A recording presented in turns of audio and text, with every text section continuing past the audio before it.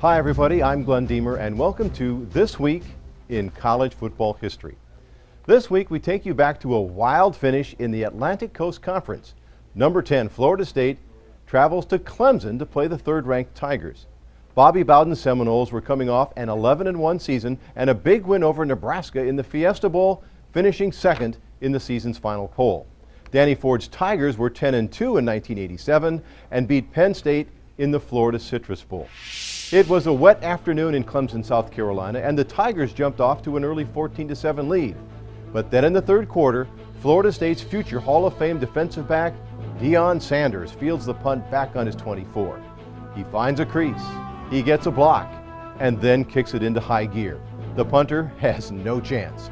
It's a 76-yard punt return that ties the game at 14, but more importantly, infused a spark on the Seminole sideline. Both teams would score again to make it 21-21 as we move to late in the fourth quarter. Less than 2 minutes to play. Chip Ferguson at quarterback for FSU, but on this third down pass, it looks like the football slips out of his hand. Vince Taylor dives but cannot come up with the interception. That would be crucial. It brings up fourth down with 1:33 to play. Florida State goes into punt formation from deep in its own territory. As the ball is snapped, punter Tim Corlew leaps into the air. Next thing you know, Leroy Butler is sprinting down the near sideline. Donnell Wolford runs him down at the 1. Bobby Bowden later called it his punt-rooski play. The ball is actually snapped to the other up-back, Dane Williams.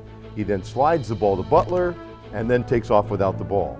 Meanwhile, Butler is headed the other way, 79 yards. Death Valley goes silent as the sellout crowd wonders just what happened. Moments later, Williams goes into the end zone for the Seminoles, but the play is called back due to a penalty. Richie Andrews then comes out and drills the 19-yard field goal with 32 seconds to play.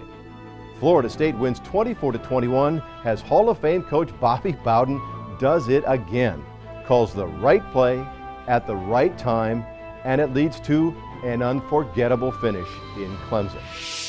Florida State went on to record an 11-1 season, including a Sugar Bowl win over Auburn, finishing third in the final AP poll. It was the second year of an incredible 14-year run where the Seminoles finished no lower than fifth in the final poll. Clemson's record was 10-2, and the Tigers beat Oklahoma in the Florida Citrus Bowl, finishing ninth in the country. Two great seasons for Florida State, though it was highlighted by this memorable game on September 17th, 1988. I'm Glen Dehmer, and thanks for watching This Week in College Football History, brought to you by the National Football Foundation.